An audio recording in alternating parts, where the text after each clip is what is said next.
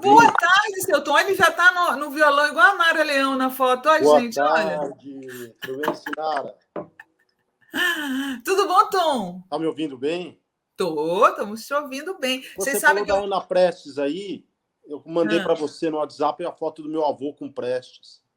você tem uma foto. Eu vou passar aqui para o Guilherme colocar para gente. É seu A avô, família é? foi se endireitando, meu avô era comunista, agora eu sou social-democrata. Eu vi. Eu até perguntei para o Tom, gente, se ele ia votar em quem que ele ia votar, e ele falou que vai votar no Ciro. Fala aí, pessoal. Você falou que vai votar no Ciro, tá me ouvindo? Tô ouvindo. Que vai votar no Ciro se ele tiver chance, mas se não tiver, vai de Lulão mesmo, né? Para liquidar no primeiro turno, claro. Não, eu acho que o Ciro não vai ter chance, né? Ele não tem lugar mais em lugar nenhum, né? Quer dizer, não dialoga mais com ninguém. Aconteceu como é com o Dória, odiado pela esquerda e pela direita, né? Então fica sem É uma sem, pena, né? É né? uma pena. Eu gosto muito do Ciro. Eu confesso a você que eu tomei antipatia dele por conta da estratégia burra que ele montou. Para mim é uma estratégia burra, mas fazer o quê, né? Pois é. Eu fiz uma entrevista com o Haddad e o Haddad na entrevista disse que chegou a fazer um convite, né, para o Ciro ser vice do Lula caso o Lula concorresse, ou mesmo que o Haddad, e o Ciro não topou. Eu não sei se foi um convite da direção do partido, que eu duvido, ou foi um convite pessoal do Haddad. Mas mesmo assim, né, o Haddad tem um peso dentro do PT. E o Sim. Haddad disse claramente que o Ciro não quis papo. Imagina, não topar ser vice do Lula. Ele queria e aí o Haddad também, se não conseguisse ser visto Lula, se o Lula não concorresse, ele abria a mão de encabeçar a chapa para deixar o Ciro ser vice do Ciro. Mesmo assim, o Ciro não topou. Então, eu acho que Ó, teve. o Guilherme subiu a foto do seu avô stalinista. Mostra aí. Nós, os De stalinistas, um óculos retrato. aí à esquerda. Como é o nome dele? Antônio Campos, eu não conheci, nem meu pai conheceu ele, né? Meu pai é filho bastardo. Ele era amante da minha avó, Luísa, o Antônio Campos, que era do Partidão. E meu pai conheceu uma vez só, quando ele foi na formatura, ele foi ver meu pai. Mas eles se encontraram depois pela segunda vez na clandestinidade. Meu pai foi dirigente da Polop, né? Chegou a ser vice-presidente da Uni e encontrou o pai dele, meu pai na luta armada e o pai dele ali também na clandestinidade. Acho que isso deve ser o quê? 69, 70 por aí. Olha, tem um superchat aqui da Gláucia Almeida. Boa tarde, em sua homenagem, Senara. Obrigada, Gláucia. Bom, vocês sabem que eu convidei o Tom aqui hoje para a gente falar do livro dele, que ele lançou no ano passado, sobre a Nara Leão, que está completando 80 anos esse ano. A capa do livro dele, cadê? Cadê, Guilherme? A capa do livro dele sobre. Olha que capa linda, gente. Ninguém pode com Nara Leão, uma biografia do Tom Cardoso. Tom, esse já é o quê? Seu 10º livro? Já tem um monte, né, Tom? O som tá Writer sem som. também, que eu não conto como livros meus, né? Eu fui o gosto de um monte de gente que eu não posso contar aqui, mas livro mesmo, meu, acho que esse é o. Você foi ghostwriter? Sim. Eu não posso dizer de quem. Não, até posso dizer de algumas figuras, sim. Do cantor Daniel, umas coisas assim meio diferentes, né? Do que eu faço normalmente. Mas é bom que você sai da bolha, né? Quando você vai trabalhar como gosto, você sai um pouco da tua bolha de interesse e vai fazer outras coisas. Mas acho que esse é o sexto livro. 6º livro seu. E você lançou já pensando. Que barulhinho é esse que tá rolando aí? Tá rolando um barulhinho. Daí também antes. Hã? Será que é daqui ou daí? Eu tô vendo um barulhinho aí. Bom, aí, tá parecendo que alguém tá digitando, tá vendo? Né? Quando eu estiver falando, o Guilherme vai tirar o som, só para poder não incomodar aqui a gente na pergunta, e depois volta, quando você for falar, ele abre, tá bom? Então, eu queria começar essa pergunta, essa entrevista, perguntando para o Tom. Tom, como foi teu trabalho para pesquisar esse livro da Nara, né? Você já fez o livro pensando nos 80 anos dela? Você pesquisou só em jornais? Você entrevistou pessoas? Como é que foi isso? Não teve, não fiquei pensando na efeméride, porque o livro foi lançado em janeiro, faz um ano, então nem era nos 80 anos, foi lançado quando ela fez 79. Eu estava naquela angústia de qual será meu próximo biografado, e eu fui na casa do Tarek de Souza, no Rio, que ele é um colecionador de papel velho, né? Ele guarda, recorta de tudo, desde a década de 70, e ele tem um arquivo maravilhoso. E eu estava querendo fazer a biografia do Raul Seixas, muito antes do JB fazer. E o Ah, Tarek falou, porra, ninguém aguenta mais falar de Raul, tinha tido um documentário, pô, que você não faz o livro da Nara Leão, e aí tá aí uma personagem um tanto esquecida, que é muito mais do que a Nara da Bossa Nova, do Joelhinho, esse livro do Raul, do JB. a gente entrevistou o JB aqui também.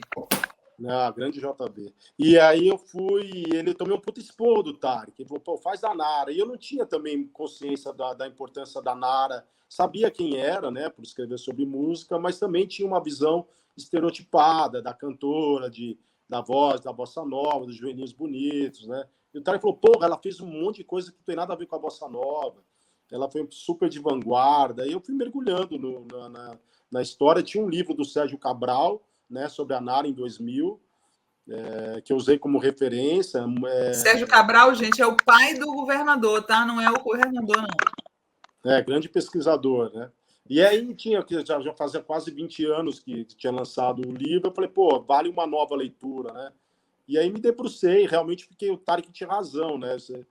Eu acho que a Nara, porra, influenciou quase todos os grandes movimentos artísticos da década de 60. Você tem alguma ligação da Nara. Se ela não participou, ela endossou, né, no mínimo. Né? Sim, o que o mais. Aí, gente, né, recentemente a Globoplay lançou um documentário, uma série documental sobre a Nara. Eu até perguntei para o Tom se ele tinha alguma relação com o documentário, e ele me falou que não tinha. Mas aí, eu assistindo a série sobre a Nara, o que mais me indignou, na verdade, essa história da musa da Bossa Nova. A Nara, fica provado no documentário e também no livro do Tom, que a Nara não foi a musa da Bossa Nova, ela foi partícipe da Bossa Nova tanto quanto qualquer outro. O lance é que eram todos homens e ela era uma menina, né, Tom? Por exemplo, você pega o principal livro de Bossa Nova, que é considerado uma referência para todo mundo, que é o Chega de Saudade, do Rui Castro, ela também é tratada um pouco como café com leite, sabe? E o Rui sustenta uma tese que não é verdadeira, de que ela parou de cantar Bossa Nova porque ela foi traída pelo Ronaldo Bosco. Na famosa viagem que ele fez com a Maísa, e a Maísa pegou o Bosco lá no aeroporto só para causar, ela falou, pô, tá aqui o meu noivo. E a Nara, logicamente, ficou muito chateada, mas ela não deixou de cantar Bossa Nova por causa disso. Isso foi em 61, ela cantou durante mais 2, 3 anos Bossa Nova até gravar o disco dela, um disco de samba, né? Eu não deixava de ser um pouco Bossa Nova, porque era o estilo dela, mas você tinha uma outra temática que ia muito além do sorriso, amor e a flor, né? Era muito mais ligado ao que estava acontecendo. Tinha acabado de acontecer o golpe militar, e ela não queria gravar as coisas de Ipanema, ela queria gravar as coisas do Brasil. E aí o Rui diz, não, ela parou de cantar Bossa Nova porque com dor de corno. Então, era uma das coisas que eu É precisava no machismo livro pra caramba, né? desmentir, né? E o Rui tem mania de perseguir todo mundo que não é do círculo ali do Rio de Janeiro. Agora ele está querendo falar mal da Semana de Arte Moderna, né, de São Paulo. Ele fica com esse bairrismo imbecil. Eu admiro muito o Rui, eu acho que ele é autor da melhor biografia que tem no Brasil, que é do Nelson Rodrigues, mas eu acho que quando se trata de Bossa Nova, ele tem uma visão muito restrita, muito reducionista do que for, e muito elitista, que era uma visão que a Nara também tinha. Ela pulou fora, não só porque ela era tratada meio como café com leite pelos macho alfas lá da Bossa Nova, que se reuniam no apartamento dela, mas se ela queria cantar algum trecho, mandava ela calar a boca. Né? Ela diz num depoimento do Miss que só falavam com ela quando ela tinha que lembrar algum trecho de alguma música. Ela falou, eu servia como uma espécie de computador lá para os caras, mas na hora que eu queria cantar e não tinha vez. Então ela um pouco se cansou desse ambiente estritamente masculino. Ela foi para outro ambiente também muito masculino, mas com uma cabeça totalmente aberta, que era o pessoal do cinema novo, né? ela namora primeiro o Rui Guerra, depois o Cacá Diegues, é uma outra turma, ligada ao CPC, muito mais politizada. E ela ali ela cresce muito artisticamente. E ela só vai gravar Bossa Nova no exílio em Paris, né? Muitos anos depois. Muito não, né? Isso foi 5, 6 anos depois. Sim, ela mostra, quando você fala aí que você não terminou a frase, a Nara pulou fora dessa coisa da bossa nova que era burguesa, né, Tom? A bossa nova era bem burguesinha, né? Quer dizer, o CPC também era burguesa, né? Feito pelos estudantes da Zona Sul, mas ele não tinha uma temática burguesa, né? Os caras não saíam de barquinho para cantar coisas do mar, de Ipanema. Os caras cantavam, compunham os problemas sociais ali, né? Você pode dizer que eles não tinham legitimidade? Acho que eles tinham, né? Não é porque você não é do morro que você não pode cantar as coisas do morro. A Nara sofreu muito também, essa patrulha dos dois lados. O pessoal de Bossa Nova dizia que ela não deveria cantar. Compositores considerados menores. Pô, compositor considerado menor era Cartola, Zequete, né? Os cavaquinhos, que estavam muito à João do frente, né? Vale. Comparar as letras do Cartola com as do Ronaldo Bosco é piada, né? E ela foi gravar os caras do Morro. E o pessoal do Morro dizia: quem é essa Patricinha do Posto 4 cantando as coisas do Morro? Então ela tinha essa patrulha dos anos, mas ela estava um pouco se fudendo aí com o que os outros falavam. Acho que isso é uma marca da Nara. Ela gravou o que ela quis. Ela foi gravar Roberto e Erasmo quando era cafona gravar Roberto Erasmo. E ela gravou um disco inteiro de Roberto Erasmo. Então, ela estava meio que sempre na vanguarda, porque ela queria fazer o que ela quisesse. E quando eu fiz uma comparação dela com a Elis, muita gente diz, talvez com razão, eu não sei o que você pode dizer sobre isso, né? Mas disseram, a Elis veio do Sul, estava na batalha para ganhar a grana dela, e a Nara já nasceu privilegiada, então ela podia, né, não precisava fazer concessões que a Elis, no começo da carreira, por uma questão de dureza financeira, teve que fazer, né? Tudo bem, mas eu acho que isso não tira o brilho da Nara, né? Mesmo que ela tenha um conforto para fazer o que ela queria na época, porque ela tinha condição financeira, muita gente no Brasil tem conforto financeiro e não faz porra nenhuma, né? A nossa elite, né? Exato. A nossa E elite é horrorosa, né? a coragem dela de, em plena ditadura, falar mal dos militares daquela maneira, o militar não serve para nada, né? Como era a frase famosa? O exército não serve para nada. Ela fala em 66. 67, ele está fazendo passeata contra a guitarra elétrica. Pô, isso no pré-AI-5, né? O AI-5 é no ano seguinte. Você imagina a consciência política de uma pessoa que está o golpe se radicalizando ali, a linha dura ganhando força, e você vai para a rua no centro de São Paulo protestar contra a guitarra elétrica. E depois você acaba virando para a história como a cantora da anistia. Porra, mas você lutar contra o regime militar em 79 é uma coisa, em 66, 67 é uma coisa totalmente diferente. Em nenhum momento. Aí os fãs da Elis caíram de pau, né? Que eu digo que fã da Elis é mais chato que fã do Belchior, do Raul Seixas, do Renato Russo. Mas eu não disse que ela era entrevista, eu só acho que esse papel da grande Marte, da luta contra a ditadura, não é da Elis. Talvez não seja nem da Nara também, mas não é da Elis, com certeza.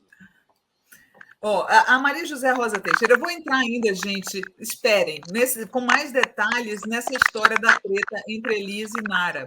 Mas a Maria José Rosa Teixeira fez um superchat para te perguntar, Tom. Tom, dê um spoiler para mim, eu gosto. A Nara e a Danusa sempre tiveram boa relação, sei pouco da Nara, mas acho as duas muito diferentes. Primeiro pela diferença de idade, né? Tinham 10 anos de diferença. A Danusa é 10 anos mais velha que a Nara. Elas só se aproximaram mesmo quando a Danusa deixou o Samuel Weiner para casar com o Antônio Maria, né? E o pai, que é o pai das duas, que era o Jairo Leão, advogado, ficou puto, né? Porque o Antônio Maria era mulato, cronista da noite, boêmio. O Samuel era também, mas Samuel era dono de um jornal, né? Tinha aí o Jairo Leão, que eu detestava também a UDN, ele era contra, não chegava a ser um cara de esquerda, mas ele testava aquela turma toda, Jânio, e ele simpatizou um pouco com Samuel, dono da última hora, mas quando a filha casou com a Antônio Maria, ele já achou demais, né? E aí ele ficou puto e a Nara foi se desabafar com a irmã mais nova, a Danusa com a Nara, e aí elas se aproximaram para valer. mas a Nara se sentia muito, que eram figuras totalmente antagônicas, né? A Danusa foi modelo, uma mulher exuberante, que andava na noite, e aí a Nara era conhecida como a Caramujo, Jacarezinho do Pântano, era o apelido dela, porque era muito contida, muito tímida, não gostava de beber, não ia para a noite. Então ela tinha essa... Ela fala várias vezes que ela tinha os problemas existenciais dela, e isso se acentuava quando se comparavam ela à irmã, que era a Danusa Leão. Mas essa diferença se diminuiu muito quando a Nara passou a fazer sucesso, e passou a fazer coisas interessantes. Elas se aproximaram bastante. Sim, eu vi que você colocou, né, voltando à história da rivalidade. O Tom abre o livro contando sobre essa passeata que aconteceu no Rio, no ano que eu nasci, em 67, das pessoas da MPB contra a guitarra elétrica, que era uma coisa assim meio anacrônica, inclusive o Gil participou. Você deu a entender que o Gil tinha uma quedinha pela Elis, né? Porque o Gil dá a desculpa que ele estava na passeata, que o Chico participaria, mas o Chico percebeu o quanto era ridículo aquilo. O Chico estava marcando para ir, mas no meio do caminho ele desistiu. E o Gil foi. Mas o Gil meio que... A verdade é que o Gil era muito galinha, né? Era mulherengo pra caralho. Todo mundo sabe disso. Talvez ele tivesse interessado mesmo na Elis. Mas eu peguei depoimentos da época dele, dando entrevista, dizendo precisamos proteger a música brasileira. Então, e o Caetano e a Nara, que estavam vendo a passeata do Antônio do Hotel Danúbio, já viram que aquilo parecia passeata do Partido Integralista, né? Você gritando palavras de ordem contra, né, com a soberania nacional. Eles, que ridículo, um monte de gente protestando contra o instrumento. E aí a Nara até comenta com o Caetano, mas você imagine os organistas medievais protestando contra o piano. Seria a mesma coisa, seria ridículo, né? E aí a Nara percebe muito isso, que é um pouco a semente tropicalista, né? O Gil deu essa entrevista defendendo a soberania, 6 meses depois ele estava fazendo tropicalismo, que era subverter totalmente essa ideia de que não podia misturar as coisas, né? O tropicalismo você pode misturar a cultura de massa com pop, com tudo, e fazer uma coisa só, né? E é uma atitude totalmente contrária àquela atitude da passeata contra a guitarra elétrica. A Fernanda Cunha Pinheiro está falando que o Gil já confessou que era apaixonado pela Elis Regina, olha só. E aí você entra nessa história dessa rivalidade da Elis com a Nara. Você acha que essa rivalidade começou porque antipatia gratuita, sobre essas questões políticas, que a Elis não estava tão engajada na luta contra a ditadura quanto a Nara? A que você atribui essa antipatia? É muito interessante, gente, que o Tom, ele estava falando que os fãs dele são chatos, porque ele publicou no Instagram dele os diálogos entre a troca de alfinetadas entre a Nara e a Elis. E as pessoas acharam que ele estava inventando, porque o Tom ele cria diálogos imaginários super engraçados, aliás, vale a pena vocês seguirem. E aí as pessoas acharam que ele estava inventando e era tudo real. Vou ler aqui para vocês. A Elis. A verdade é que Nara continua cantando muito mal. Nara, toda essa confusão começou quando apareci com o sucesso da banda de Chico Buarque. Aí a Elis responde: eu não tinha nada contra a moça Nara Leão. Hoje eu tenho, porque me irrita a sua falta de posição dentro e fora da música brasileira. Nara, essa agressividade pueril e desequilibrada não é interessante para nenhuma de nós. Elis, Nara desmente sempre a imprensa quando é publicado algo que não lhe convém. Há 7 anos que o seu nome sai nos jornais. Nara, quando Elis Regina me apresentou em seu programa como uma moça que está prometendo muito, achei que estava sendo agredida. Elis, Nara sempre arranja um jeito de brigar com quem está em evidência, a fim de ela própria ficar em evidência. E aí você conta no livro um episódio de uma entrevista, né? Que houve muito da mídia incentivar essa rivalidade, né? Como aconteceu no passado com Emilinha Borba e Marlene, a própria, você fala, própria rivalidade inventada entre Caetano e Chico, né? E aí tem uma foto das duas juntas, né, Guilherme, que eu separei, da Elise e da Nara, olha só, as duas rindo como se fossem BFF, né? Best Friends Forever. Isso era tudo jogo de cena, era, Tom? A Nara tá com um sorriso amarelo nessa foto, dá para perceber, né? Eu acho que assim, a Elisa, eu não tenho dúvida que a Elisa é a maior cantora do país. Assim, é como questionar o Pelé. Sobre isso não há dúvida, mas a despeito de ser a maior cantora do país, ela era muito segura, né?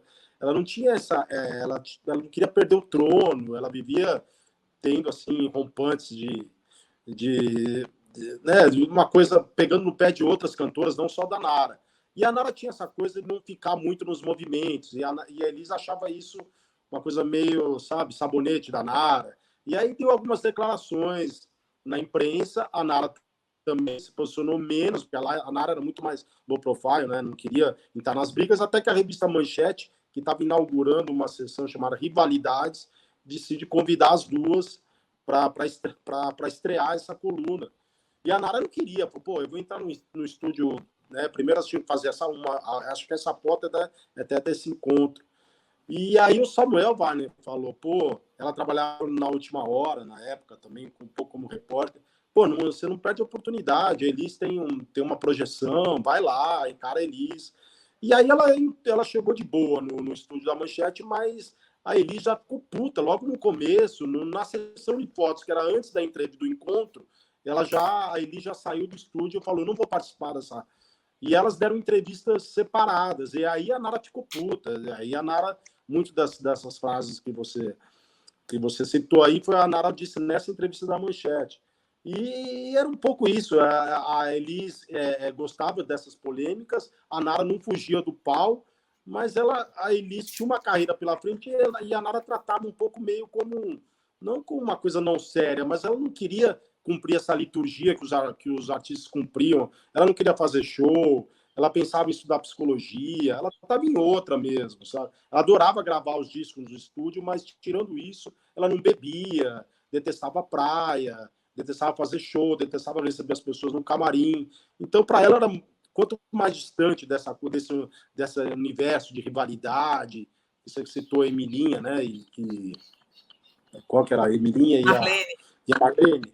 Ela não queria esse tipo de coisa, mas a Record, que era a emissora, ela adorava alimentar essas rivalidades. Até a passeada contra a guitarra elétrica era um pouco isso. O Paulinho Machado de Carvalho, que era o diretor, ele adorava colocar fogo no parquinho, né? Ele tentou muitas vezes colocar o Chico contra o Caetano e vice-versa, mas não conseguiu, né? E os dois eram grandes amigos, tirando uma coisa ou outra. Aliás, eu estou escrevendo um livro sobre o Caetano, vai ter muito dessa rivalidade alimentada aí sobre Chico e Caetano, mas no fundo você vê que eles eram parceiros mesmo, mas a imprensa tentou a todo custo criar uma rivalidade e também a mesma coisa com a Elisa Canara, mas da Elisa Canara até teve, mas o Chico Caetano bem menos. Uhum, sim. Eu queria te perguntar, o que você achou, afinal, do documentário da Globo?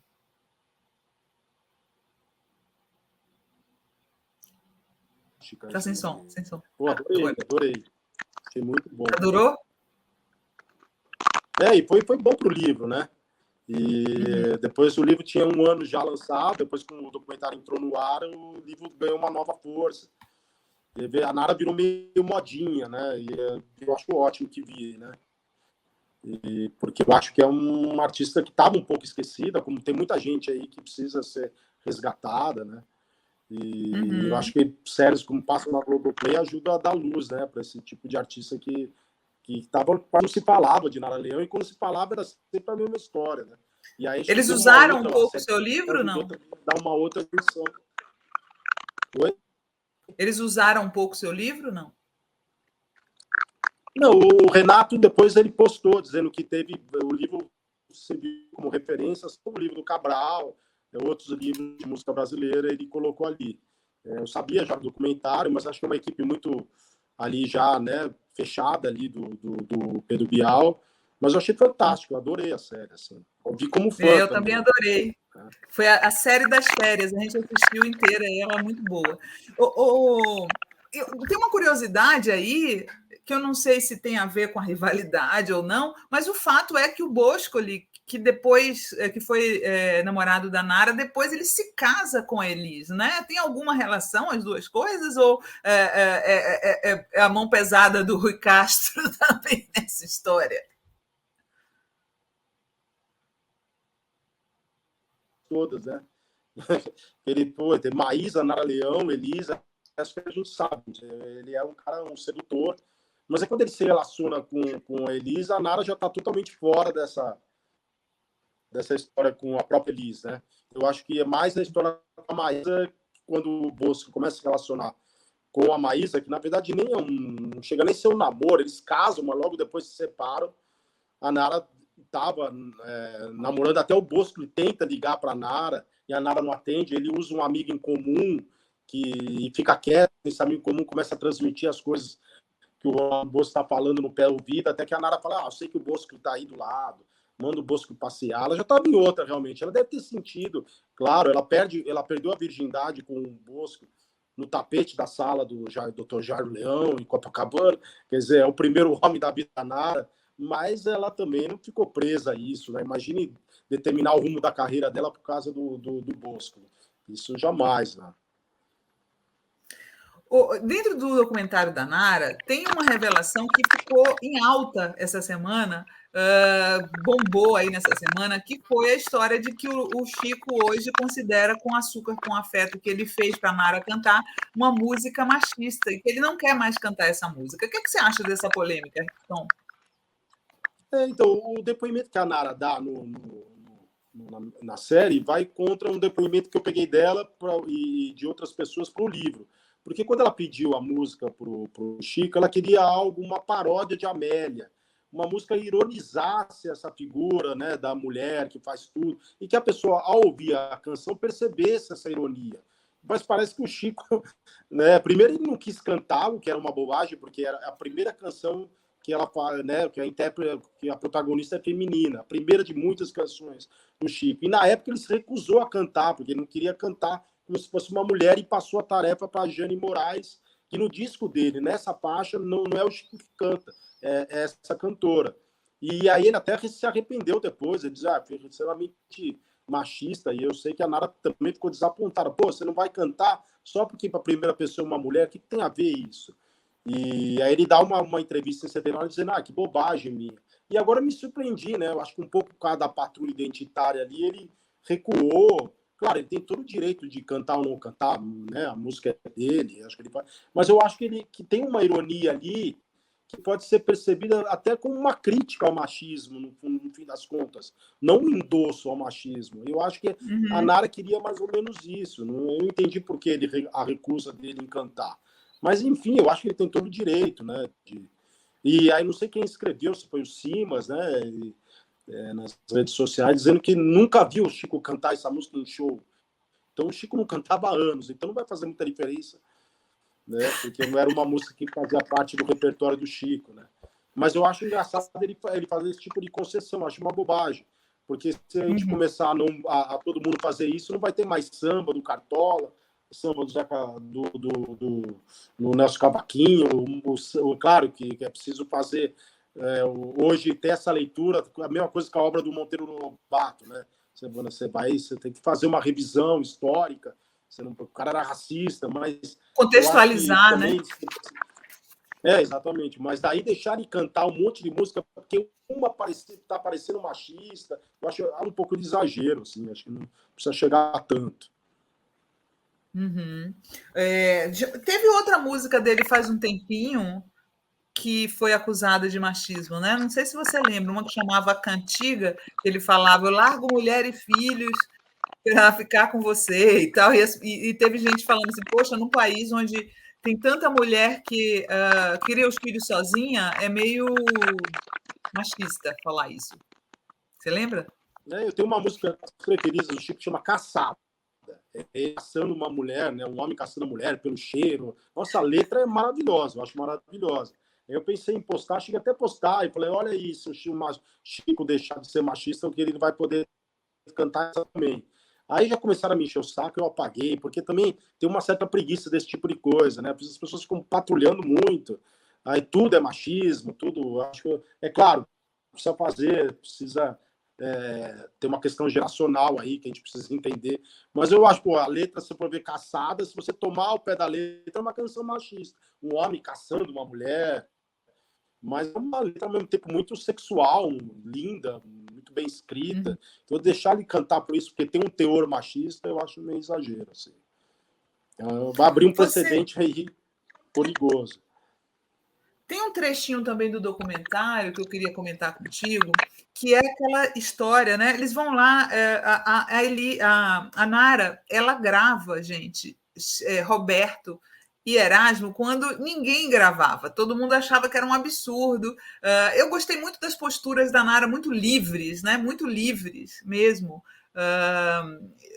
Indo para o Chacrinha quando ninguém ia, gravando o Erasmo e Roberto quando ninguém gravava. Mas aí tem um ponto, né? Que o Erasmo fala no documentário que ele não. Diante da Nara, numa entrevista, ele fala que ele não.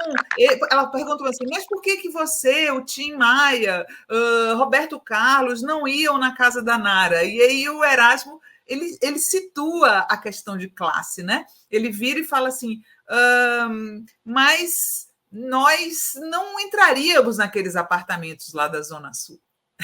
Era um mundo muito distante para nós, né? Porque o Erasmo, o Tim e tudo eram mais pobres. Eles não viviam aquela vida lá do apartamento da Nara, que tinha uma puta vista da praia e tal, né? Tinha esse distanciamento de classe ali, né Tom? Do pessoal do Tim, do Erasmo e do Roberto.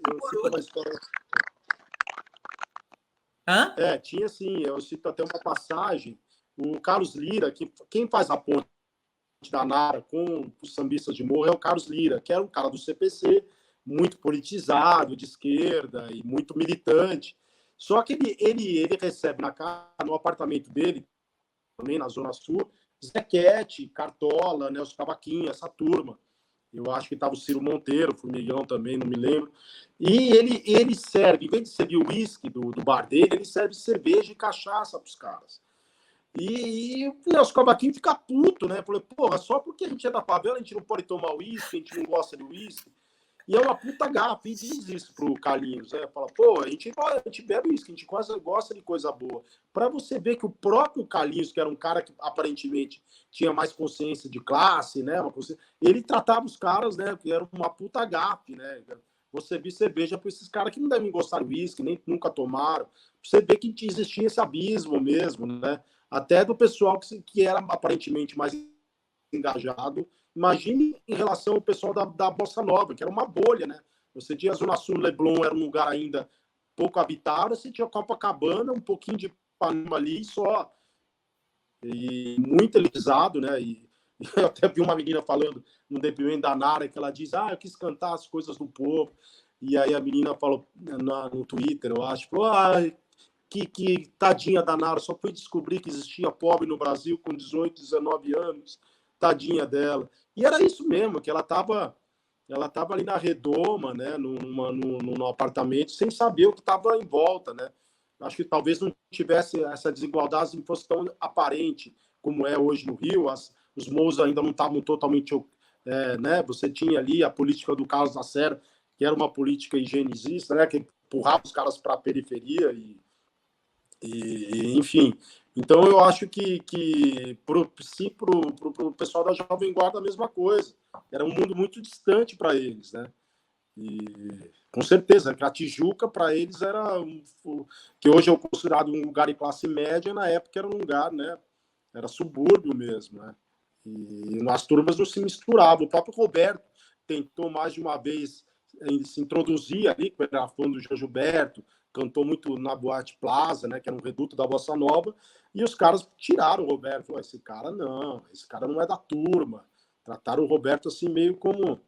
E aí o Roberto vai fazer rock. Até a Nara chegou a convidar o Roberto já no auge, né, na Jovem Guarda, para gravar um disco só de Bossa Nova. O Roberto se entusiasmou, diz que eles ficaram, né, que chegaram a ter alguma coisa.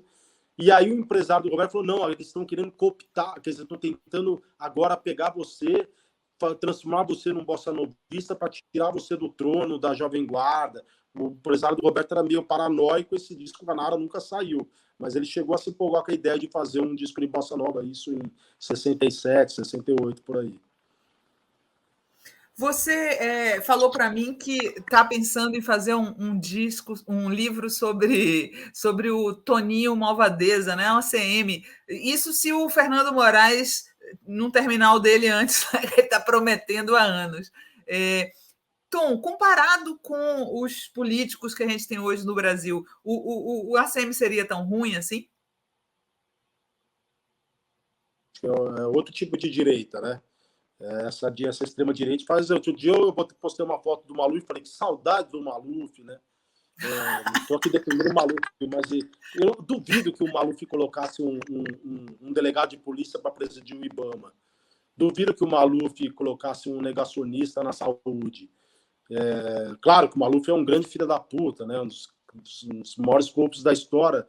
Ele, Ademar Barros, mas eu acho que o Bolsonaro vai além, né? Porque ele é corrupto, mas ao mesmo tempo, né? Tem essa coisa esculturista, né? Que é muito e que a outra direita não era. A CM também não é. Não tô também o livro não vai ser um livro a favor da CM nem contra, mas eu acho que é um personagem contraditório. O Bolsonaro não é contraditório, né? O Bolsonaro é indefensável. Você não tem contradições num personagem como o Bolsonaro.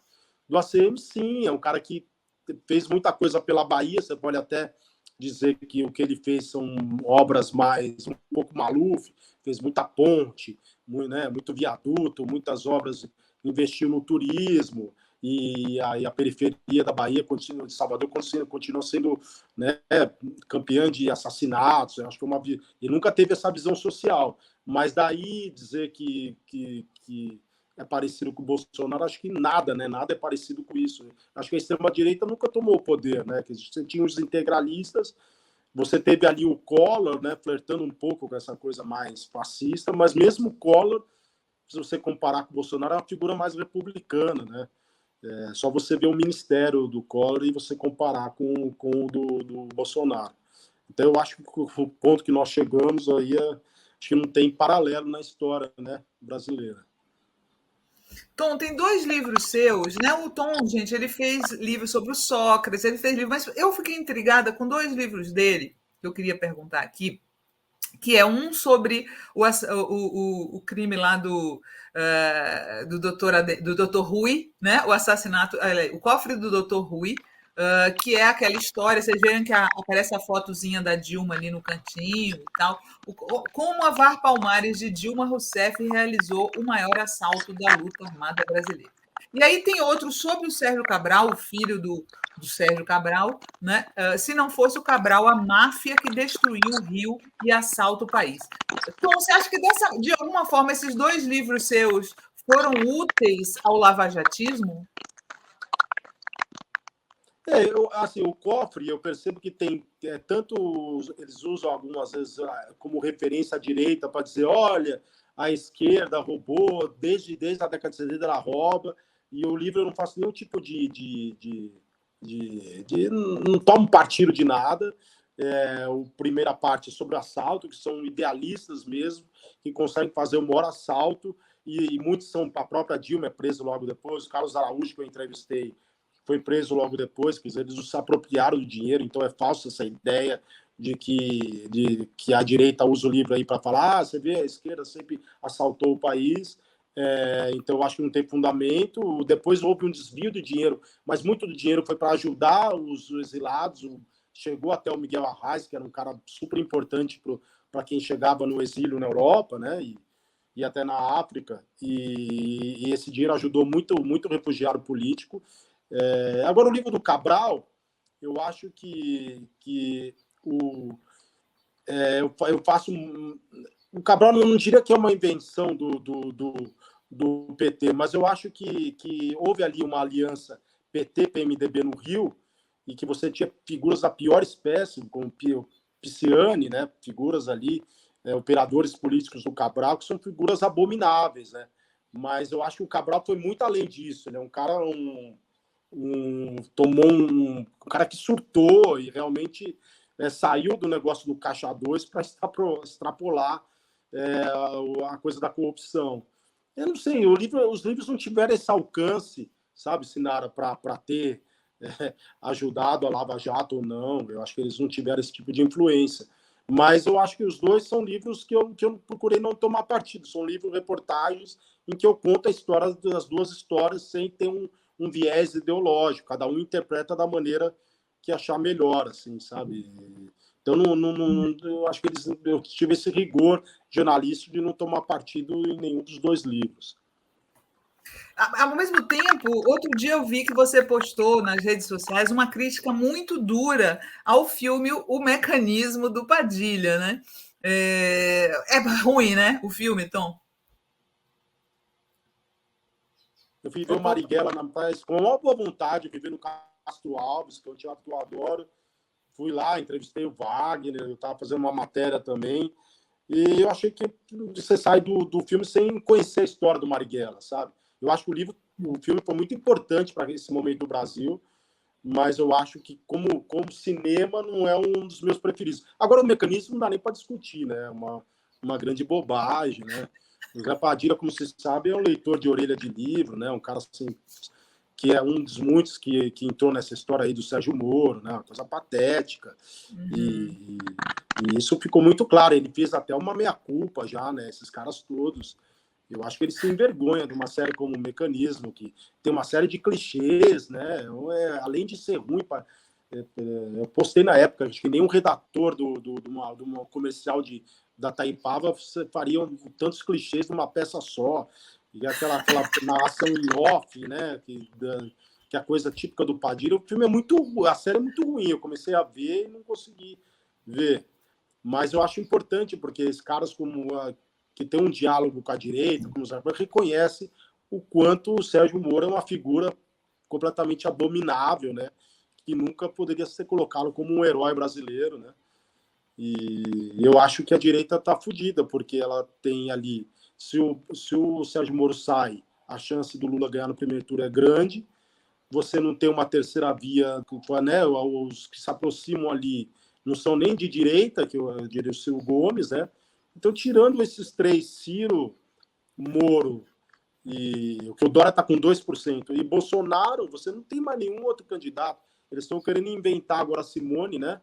Tebet, né? É Tebet? Sim, Tebet. Como uma possível terceira via, mas ela tem 1%. Será que ela vai decolar, né, a tempo de pegar esse lugar do Bolsonaro? Eu acho muito difícil. O Bolsonaro tem uma base consolidada de 20% que ele pode fazer o que ele quiser, matar criança sem vacina, que o cara não deixa ele votar.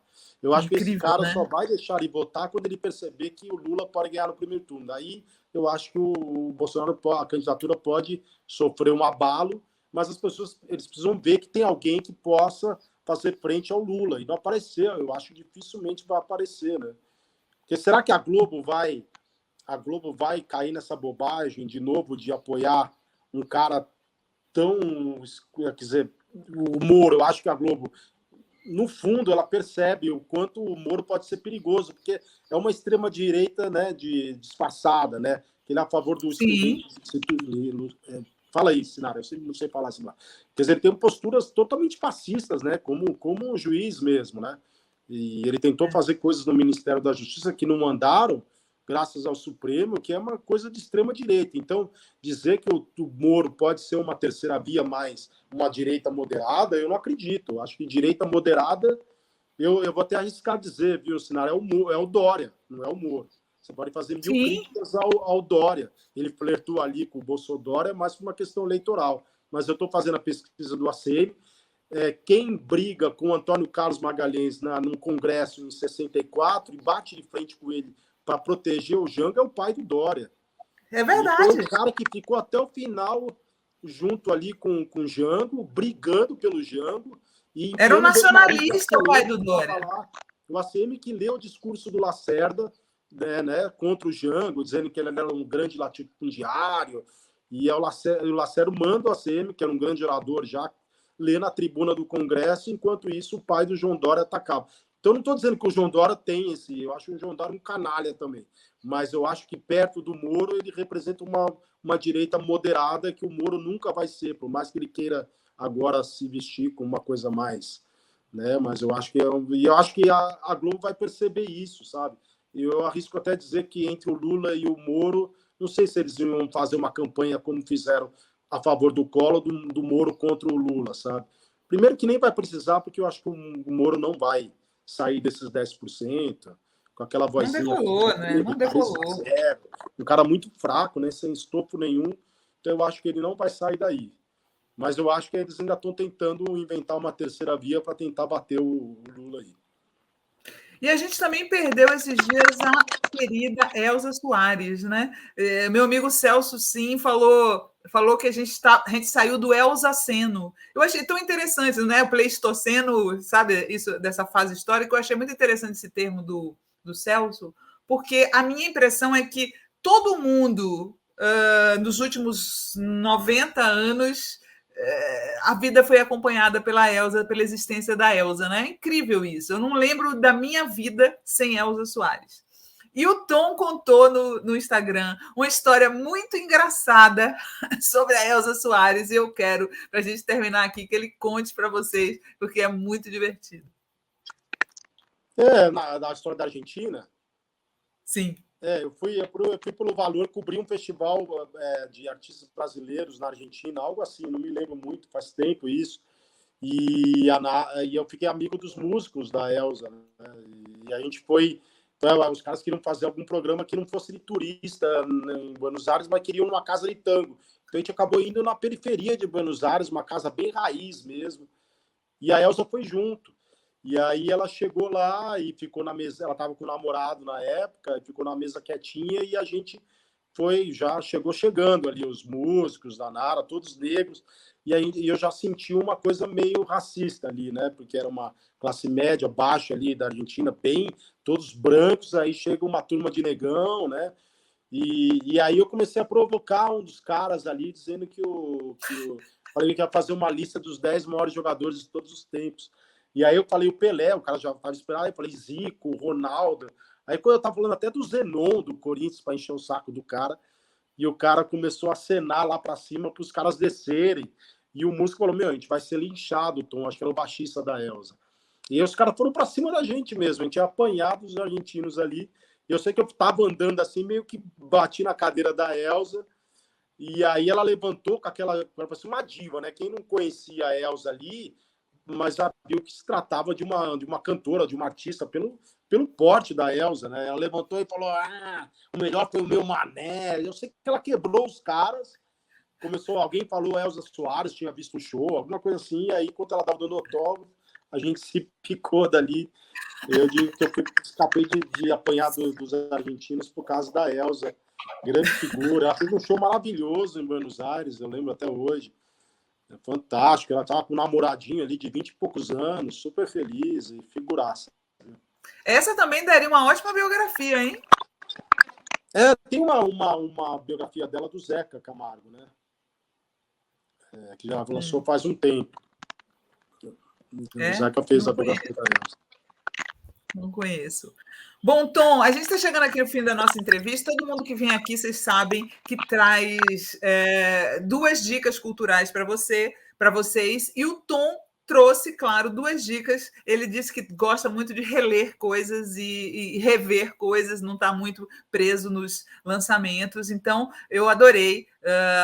A primeira dica do Tom é um livro de um cara que talvez a gente não goste tanto dele como político, mas que é realmente um grande escritor, que é o Mário Vargas Llosa, e ele indica para vocês Travessuras da Menina Má. Por que você indica esse livro para a galera aqui, Tom?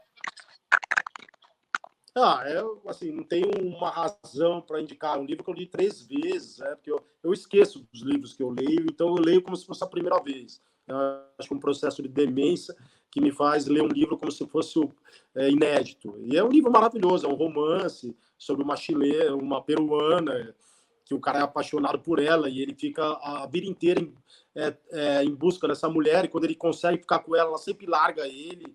E essa história se repete, e aí eu não vou dar spoiler, mas é um romance maravilhoso. Concordando ou não politicamente, é preciso reconhecer que ele é um grande autor. Não, sem dúvida, né? Ele está cada dia pior, né? Agora ele apoiou até a extrema-direita no Peru contra a esquerda, mas como escritor não tem como a gente não reconhecer que o Vargas Llosa é um grande escritor. A Maria José Rosa Teixeira disse que está te adorando e falou que José Louzeiro escreveu uma bio da Elsa, cantando para não enlouquecer.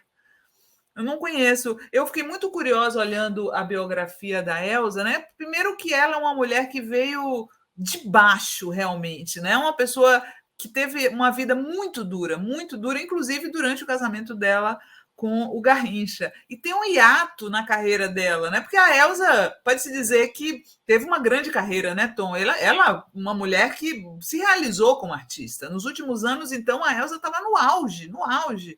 E ela passa, desde a morte do Mané Garrincha até o início dos anos 90, não tem nada. Não tem nada da vida dela. Ela some, né? Ela parece que começou a usar drogas depois da morte do Garrincha, entra numa bad. Tanto que o primeiro disco depois desse período se chama assim De Volta, alguma coisa assim, O Retorno, uma coisa desse gênero. Eu acho uma personagem tanto para uma biografia. Vou procurar do José Louzeiro, porque eu não conhecia. E a outra dica do Tom é um filme que ele tem a sorte da filha dele gostar de assistir Hitchcock com ele, porque aqui em casa meu filho não gosta de filmes de terror, de suspense, ele tem medo, meu filho caçula, e eu fico querendo ver Hitchcock com ele, mas ele se recusa. Meu pai, o mais novo está com 13 anos. Mas meu pai, Tom, ele fez a gente ver Psicose do Hitchcock desde pequenininha. Então, assim, eu queria fazer com ele a mesma coisa que meu pai fez. A gente também viu todos os filmes de Hitchcock com meu pai. Eu adorei você dizer que tinha visto O Homem que Sabia Demais. Peguei o cartaz original para mostrar aqui para a galera.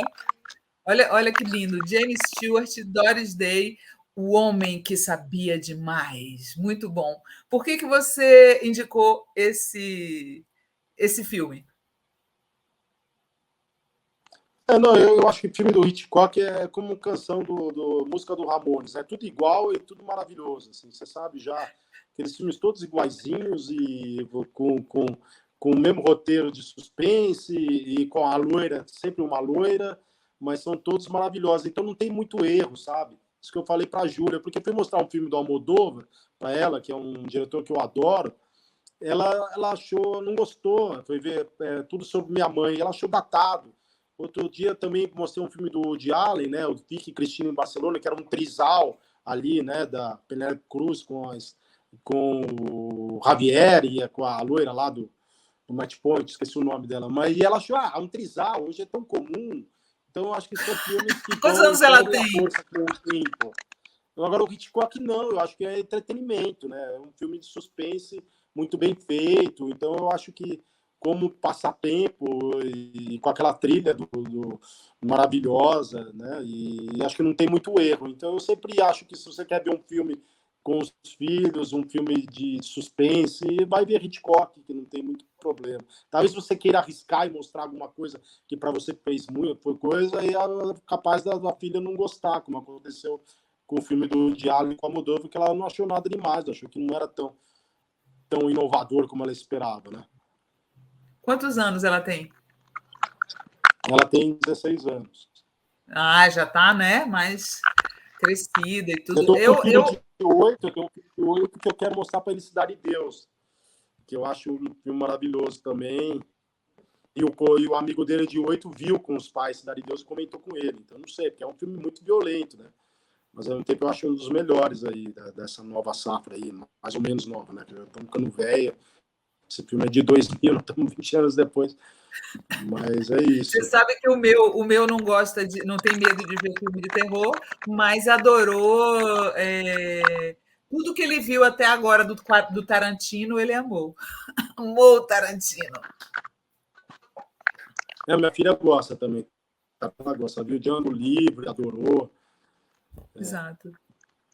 Mas isso, a violência Tom. do Tarantino é mais light, aquela coisa mais, né? Uma coisa mais. Não é, eu acho que o Cidade de Deus é mais pesado mesmo. A violência do Tarantino é aquela coisa meio o sangue jorrando, parece coisa. Você dá risada, né? Isso. Tem uma coisa própria do Tarantino que Mas aí não sei, né? Se deve deixar ver filmes tão pesados tão cedo, né? Eu não deixei ver o André ver Round Six, né? Que é aquela série coreana também, super violenta. Não. Ele queria ver, eu não deixei. Aqui também não rolou, não. Tom, foi um prazerzão conversar com você. Muito Mas bom. Pena, não sei o que aconteceu, ficou esse ruído aí, as pessoas reclamaram um pouquinho aqui, mas acontece, gente, é ao vivo, nós somos o canal alternativo e às vezes acontece isso. Tom, muito obrigada a você. Volte sempre, viu, querido? Tá bom, Sinara. Obrigado pelo espaço, eu adorei também. Ó, beijão. Tchau. Beijo.